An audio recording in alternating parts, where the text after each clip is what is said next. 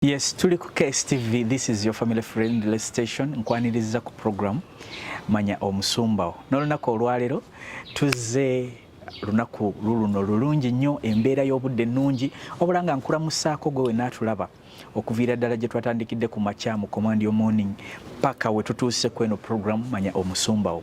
Nakugamba nti eno program tukuleetera abasumba b'enjawulo ne bakubuulira obulamu bwe bazze batambuliramu ne tumanya ebyafaayo byabwe bye bazze nga bakola. N'olunaku olwaleero lwa nkizo nnyo kubanga guest waffe gwe tulina musajja muweereza wa Mukama wa njawulo nnyo, ate ekirala Katonda amukozesa mu byamagero, mu bubonero n'ebyewuunyisa.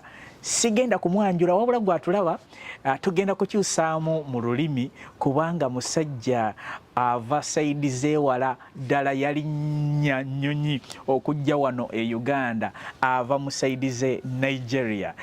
Si mulala wabula pastor ate nga reverend. Erinnya nnyinza odyogera obubi. Let me ask before actually let's switch the language now. Yes. Papa, we are very delighted to be with you here. Thank you so Yes, much. our viewers would like to know, who is this handsome gentleman? Oh yeah, thank you. It's my pleasure to come online and lend our voice to what's going on. First of all, I want to thank the program director. Thank you. My name is Reverend Phillip Chinagorom. I'm the senior pastor of Bethel City Global in Nigeria. Yes. We are so happy to see you and we are happy to be with you. Our viewers would like to know, who is Reverend Phillips? Okay, you know, we are people of like passion. According to the Bible, we are not extraordinary people. We are just ordinary men that God has laid hands on to do or carry out extraordinary things. In my perspective of life, anyone who abandons himself to the hand of God, God can make him whatever he wants. As long as you leave yourself To the Lord. and you surrender your life to the Lord, Yes. God can do anything with you. You open up your life as a book and allow God to write inside it. Wow. And Wow. you know the shocking thing is that what he writes must be beautiful. Yes, some of the things I do today, I'm amazed. I'm amazed because it's beyond our widest imagination. Wow. Yes. So we are with Reverend. Phillip Chinagorom. So you come from which side of I Nigeria? came from Nigeria, precisely from the eastern part of Nigeria. I'm from Imo State. I was born in Anambra State. I went to university and school at Ebonyi State. Before going to university, let's first go back. Yes. So you were born. What are the names of your father, your parents actually? My father is his late Mr. Mordecai Chikezie, and my mom is she's a woman of God. Yes, She's a minister of God. she's in the ministry. She's in ministry. Yeah. Wow. Well, she does not have a church, but she's a minister. Yes, so she's Mrs. Eunice Chikezie. She's still alive. She's still alive. Yeah. So from the eastern state of Eastern Nigeria, part. the eastern part, Imo State. Imo State. Yes. Yes. So you are an Igbo man. I'm an Igbo man. Can you read your people in Igbo language? Meaning what? Now those are tongues to me. Oh yeah, Ndewo means our people, I greet you. Oh, Yes, it's a so way of bringing greeting. Oh. In Igbo language, they say Igbo kweno. They say hey. Hey. Igbo kweno. Hey. Igbo kweno. Hey. Meaning what now? It's a way of chanting. Okay. It's a local way of chanting. Yes, it's like our general identity. When you come to an Igbo community, that's how to greet. Okay. Yes. So in this family where you grew up from, you were the only child or there are other children? We are 6 brothers and 1 lady, so we are 7. 7. Yes. 6 brothers, Yes. 1 Yes, so lady. I am the 3rd child, or the 2nd son. So I have an elder brother, an elder sister. And then you're the Myself, third. yeah. And others are all boys. Others are boys. Okay. So growing up in your family, which schools did you go to? Like in the infancy stage when you were still I young? went to a nursery school they call Zion, and then proceeded to primary school Omaba Primary School, and then I went to a private school in my first junior school, but because my family couldn't afford the luxury, so I had to withdraw back to a government school called Prince Memorial High School.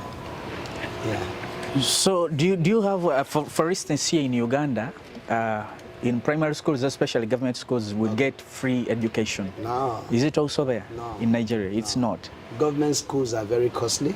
Yes, a private school rather are more costly. Yes. But government schools are a bit affordable, but they are not free. They are not free. They are just affordable. They are affordable, yeah. Wow. So we are lucky Ugandans that we have some schools that are free. Yes, we get free education here. Wow. We have what we call UPE. Wow. Sometimes certain governments can walk in and introduce, like there was a government that introduced free education in my state, Imo State. But it's not always. But usually they pay in government schools. Yeah. So you joined the government schools because your parents could not afford the luxurious they could not. Life in private schools. My dad had so much on him.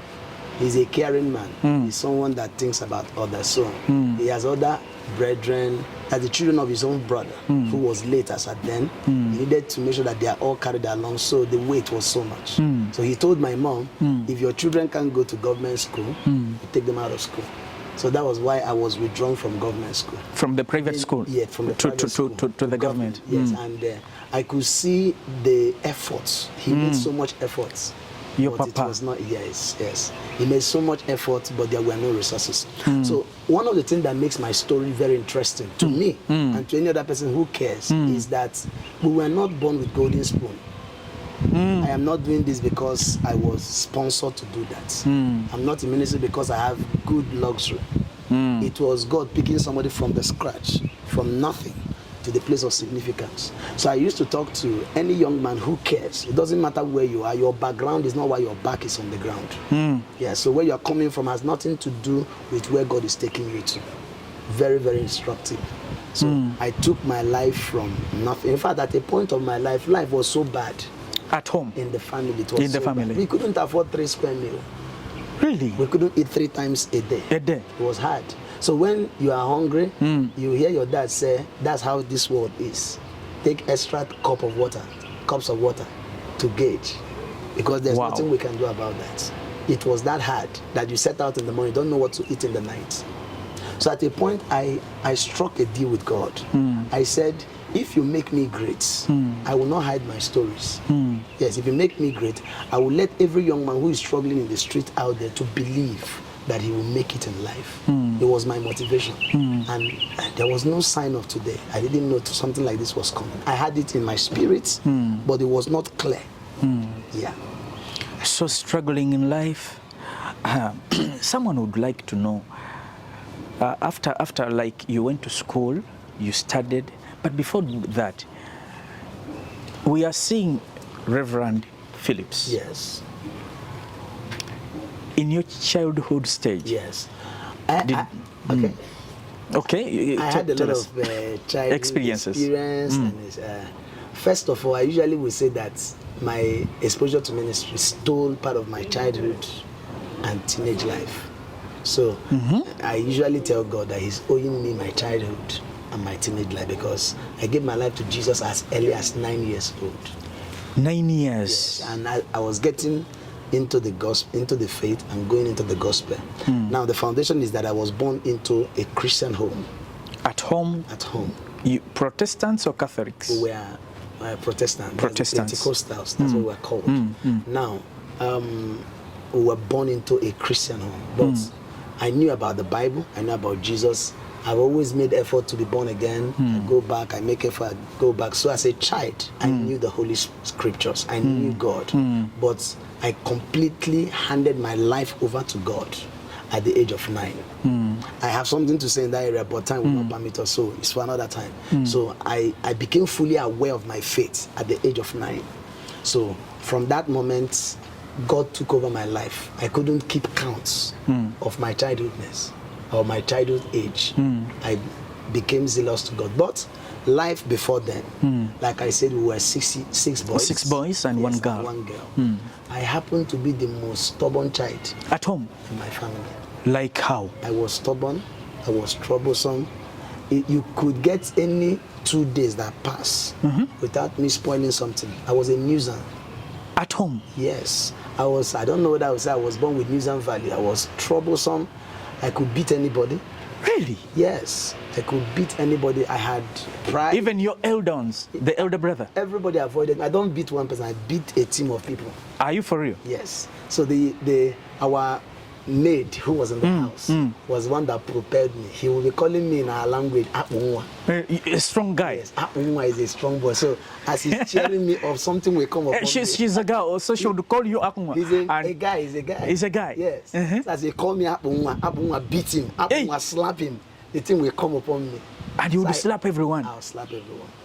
So sometimes I go to school, I will either have to throw my sandal away or break somebody's teeth. Parents were coming every day to our house. My mom was confused. Reporting you. What kind of son do I have? The trouble was, it was too much. She couldn't bear it.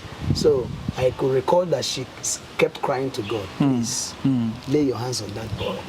She kept crying to God. They kept taking me to deliverance, go to prayer, go to this one. As a young child? As a young child. Oh God. I can't even fathom how I knew all I knew as a baby. So, but I noticed that if you have something to do, that is divine. That is Satan will come on time. So most of the children you see that are having trouble in the house, giving stress and problem, check. It is their destiny that is under contention. Satan is fighting that destiny. So Satan comes in time so that he can grab this person. Yes. Restlessness. When somebody is restless, troublesome, spoiling things, is a sign of dominion. Is a signal for dominion. People who have it, children that they call it sugar rush. Something is in them that is trying to find expression. If time may permit me, how I actually got to know the call of God was in my life was that I was around either 5, 6, 7, just between that age range. I can't remember. But you were still young. I was young, and I was the headquarter of trouble in my house. I was the headquarter. Everybody knew me, and I enjoy that everybody is afraid of me. You would boost because of that. Hey, the name you were proud. It's like a title name to me. They give me the name, my head will swell. I want to beat, I want to do everyone. I break glass in the house. My mother gets me angry. I carry a cup, I break on her head. She will beat me. Are you for real? Oh yes. And my mom will flog the hell out of you. Should beat you up. My mother's punishment and my father's punishment is not normal. If my father punish you, you will see marks. On the body? Yes. But you can imagine that the marks doesn't make any difference for me. You were used to punishments. If you want, kill me. I was that stubborn. So part of the stubbornness I'm exhibiting in life now, what I already had. I am. When I am resolved to do anything, I do it. Doesn't matter what. Doesn't matter who. I like, social media trends. People can use their mouth to talk you down, to talk you out of what you are doing. Me, you can't. You cannot try it. I'm not interested. You are not the one giving me food. Are you getting me now? Yeah.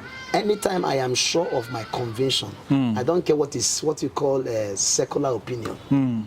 I don't believe in secular opinion. In fact, if it is, I usually will say that what is popular is not necessarily proper. Yes, it must not be proper because it's popular. If I think the general way people reason, that means I am below. It's so bad for me that I have an idea, and that idea is that I don't follow trend. I create trend. You create trend. You don't follow. I don't follow trend. You are the trend yourself. I am the trend myself. I don't like to do trend. If anything is trending, I leave it for them. I create my own trend. It's been a psychology in my mind. Yes, I don't want to follow what is popular. I want to follow what is proper. I want to make a difference. So I usually say that when people are sitting, you have to be standing. When they are standing, you have to be outstanding. When they are outstanding, you become a standard. Say it again. Let my viewer hear that very well. Yeah, usually when people are seated, you stand up. You stand. When they stand, standing, you outstand. Outstanding. When they become outstanding, you become a standard. It's a law for me. So I just keep making sure that I am a step ahead of others. In my little way. It must not be global, but in my little circle. And it has helped me through the years. Yeah, so back to my story. Yes. My stubbornness made my mom to take me to a man of God for deliverance. She was very certain I was possessed with a demon. She was somewhere sure, so she needed to do deliverance. Now, I don't know whether it's popular here. Those days in Nigeria, they do deliverance. Somebody can vomit ring. Somebody can vomit cowrie, vomit anything. Okay? Yep. So, in my mind, I was thinking that if they lay hands on me, that I will not vomit ring. That what I will vomit is a big anaconda or a dragon. Because what is a big inside one. me, Because what is big. the thing inside me was big. Something was saying that what I will vomit today Will be too people big. will run.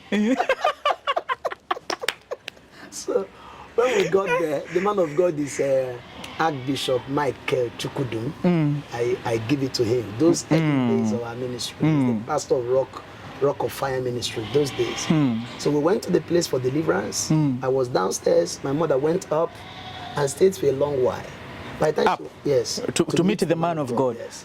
By the time she was coming down, her eyes was red and sober. She was crying. So, and I was expecting, oh yeah, it's your turn. To go up. Yes. Mommy said, let's so that you can vomit out the anaconda. Let them touch my head so that I will vomit something. I was waiting for the touch. Yeah. So my mom said, she comes. Let's go home. I was confused. They are doing deliverance or not. That was my own. Why not me? She said, let's go home. I've got the answer. So I was confused. What could the answer be? So I was asking her. Tell me. My mom said something that redefined my life at that moment. At that moment. She said, the man of God said, you're not possessed. That is not a devil that is your problem. That there is a spirit of dominion that is in me, that is trying to find expression. That the young boy you see is a great man of God. He's a prophet of God. That thing is looking for expression. And that's why I'm restless. You see, yes, you are restless. Wow. It got to me. Imagine from the transition from vomiting, you are demonized. Yes. To hearing that the hand of God is upon you. It made the difference. So I was going back home very happy, very confident. I was going back to go and tell my brothers, the person here is a man of God. So as soon as I go home, I told all of them from now, I'm a man of God. Don't call my name again. I'm no longer, what's the other name? The mighty one, the strong one. So I told them, they're going to start calling me. I don't know where the name came from. It just happened in my head. You call me Prophet Erek Ezeke from today. I don't know what it means till now. Just call me that name. So Prophet Erek Ezeke. I don't know what it means. Up to now? Up till now. So I brought my mother's cupboard, our kitchen cupboard, and then I stood on it. I told my brother to sit down, that I'll start preaching now. Wait a minute. Yes. That very day? That very day. Didn't pass that day. So my brother sat down. They started calling me prophet. I had this influence that anything I do, people want. They would follow you. So my elder brother likes to you would influence people. Yes. So they started cheering me up.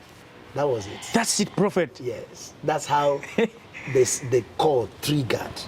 But that was not when I got into salvation. So I drove it for a while, nobody to encourage me. And then after a while, it fizzled away. But I already now know that there is a hand of God upon my life. Yeah. The next picture I could remember was when I met Jesus at the age of 9. Yeah. I have a mentor. He was a young man then. He was around 17, 18 years. I was 8, 9. He's 18 or 19 or 17, around there. So he was a young teenager with a difference.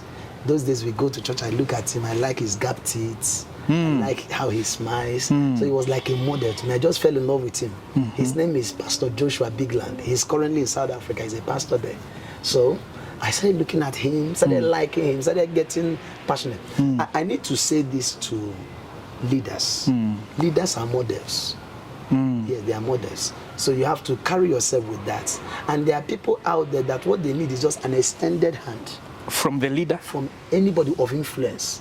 So when the church or the positive leaders are not extending hand, musicians, Rastafarians, the bad boys will become the standard. That's why young people follow model. Not message, model. Yes. So I saw him as the model. So suddenly I was drawn to him. I loved the way he prayed. I loved the way his gesticulations. So I began to follow him. He was the one that made me to reconfess Christ, get more aware of my Christian faith, take God more personal at this point. And then more importantly, he was the hand that took me into ministry. That was how ministry started. At the age of 9? 9. I did my first crusade, citywide crusade, at the age of 11. Wait a minute. Yes. And that crusade was big. People wanted to hear. Like, how did you do it? Oh, yes. You was 11 years. The hand of God was strong and strange on me. I knew. If you watch whenever I preach, you notice that sometimes it's like something overtakes me. That has been from childhood. So, at the age of 11, I did my first citywide crusade, but that was not my first ministry. I have preached in different places, gone to mission works. But at 11, we did our official crusade. So people came from different places to come and see that small boy. They hear there's a young boy. So the first day I was not the preacher. So the people were like saying, you are not the one we came to see. We came to see the small boy. The other boy. You know the shocking thing? My dad, as at that time, was not sure that stubborn boy is a man of God. My father was like, if there's anybody God should call, it should be my younger brother, not me. So is it MTN call or God's call that is on my head?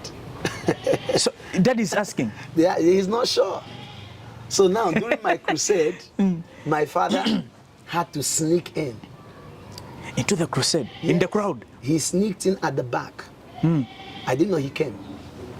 He was not sure whether he would be shy or whether he would be bold. So that night, the hall was packed. The name of the hall is Eziowele Town Hall.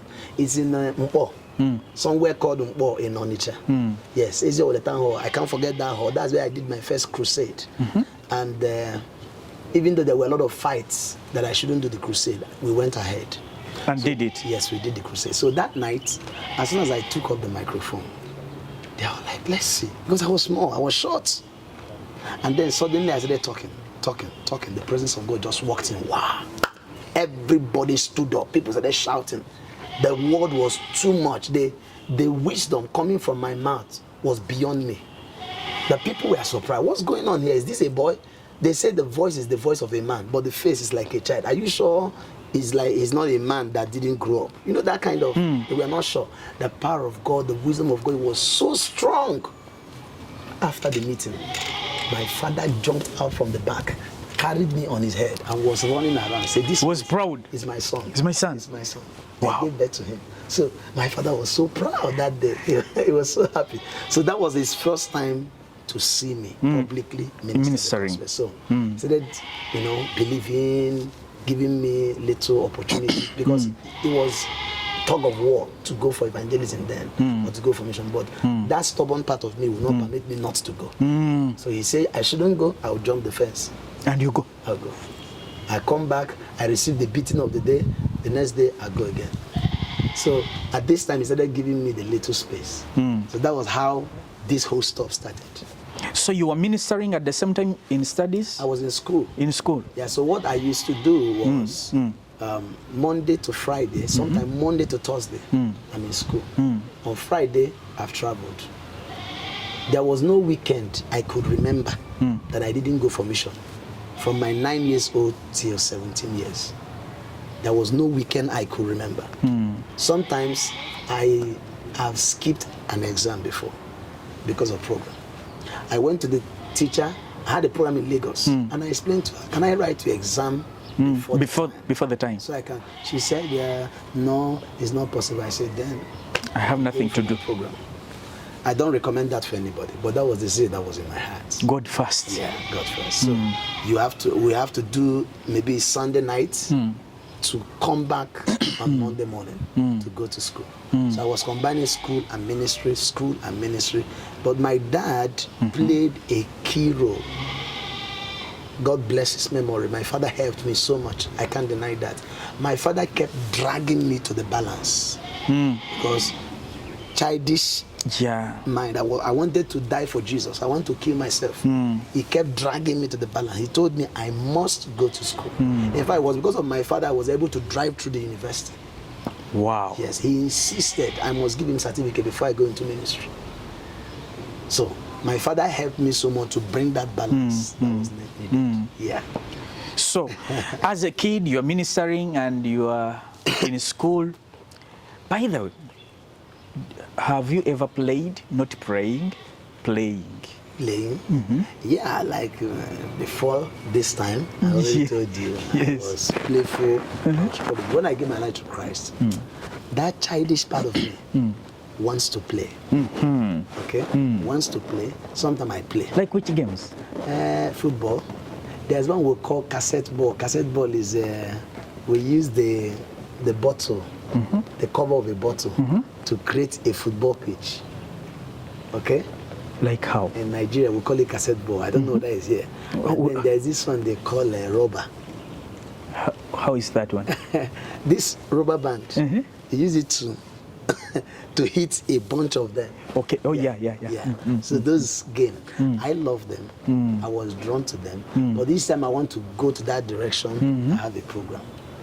Now, I faced a little rejection after I became a man of God, because everybody knows. From the brothers, from the children. Fellow children. Yeah, because now I'm here. Yeah, they are here. Yeah. So you are not compatible. I'm not compatible. So they come to select football team. Okay? They select everybody. You are a suitable footballer, but yeah, they say he's a pastor. So I'll just be enjoying the experience, but I was not part of it. So that was why I said part of my childhood was taken by God. Yes, though I could still find small way to play, but I couldn't. In fact, when I became fully aware of my life from JS2, I was around, I should be around 11, 12. Okay? From that moment, I couldn't play with students again. Tennis ball, I couldn't.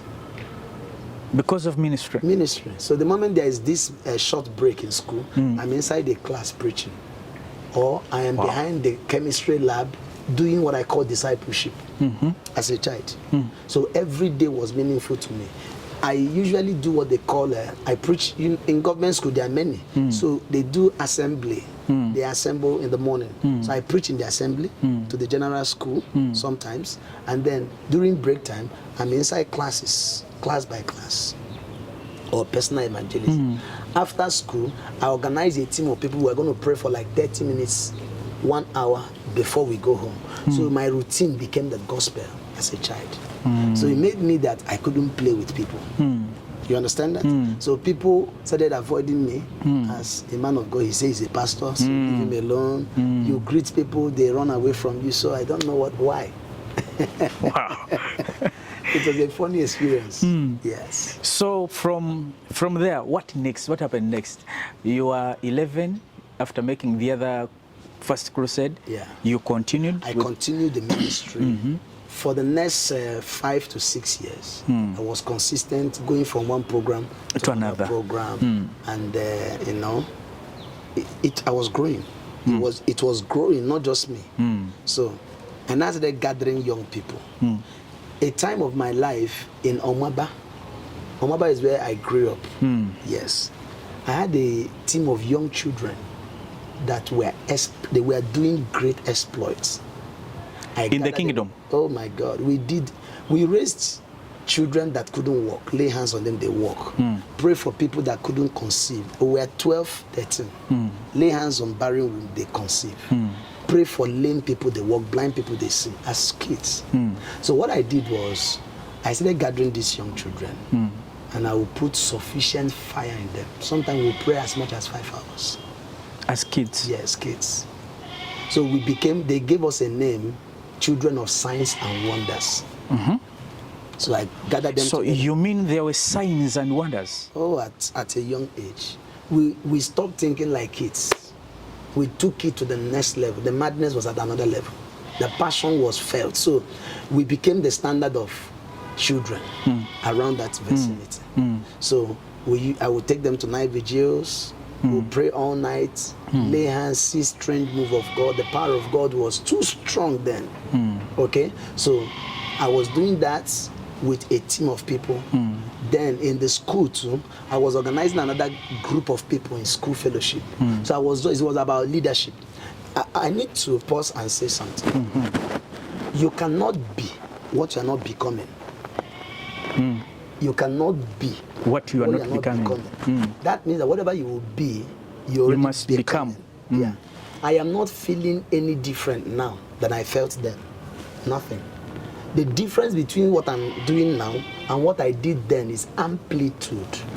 Amplitude is that time have changed, season has changed, environment has changed, knowledge have come. Do you understand now? Yeah. But everything I'm doing now was what I did then.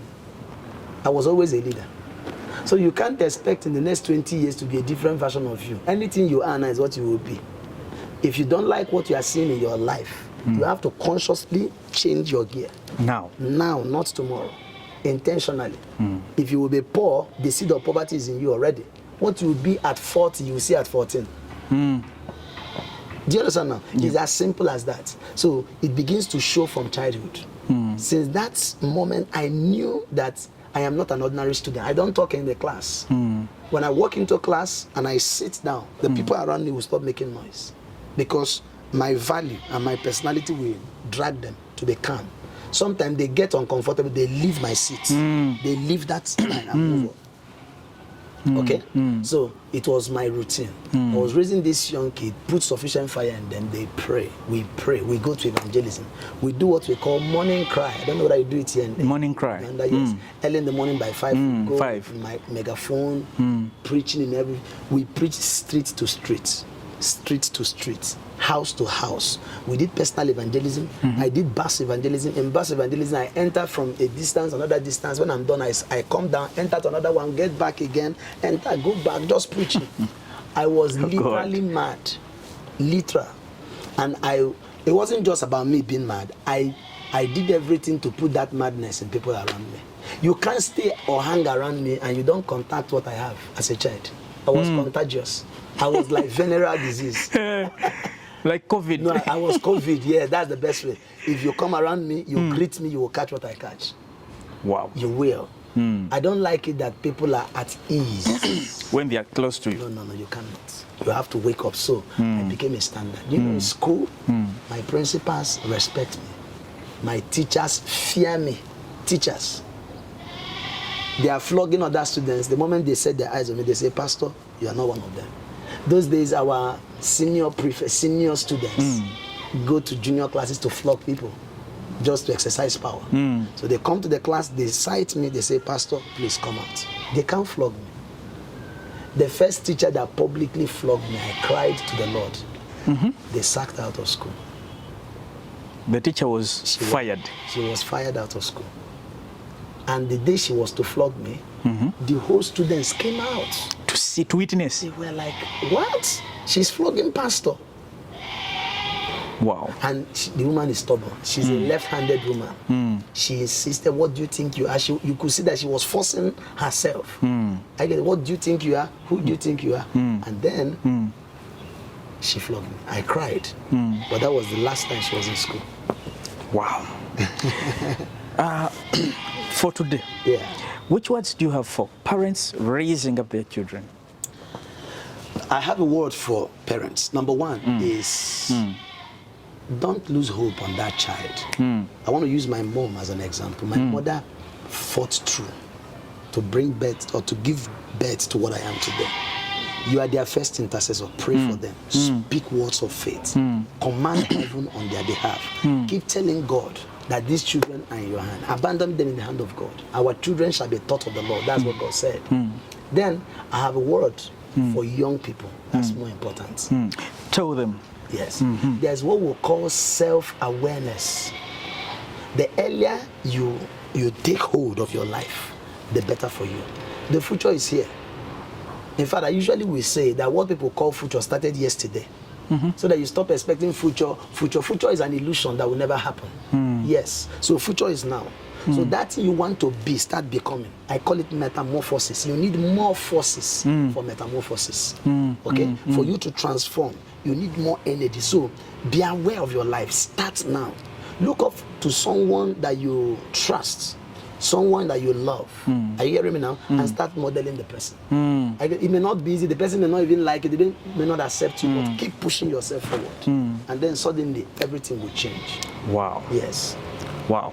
We are so delighted And I believe, let's begin from here the next day. That's tomorrow. Okay. Our dear viewers, stay tuned on KSTV. Pastor Reverend Phillip has a lot to tell us. Please stay tuned. This is KSTV, your family-friendly station. Nice time.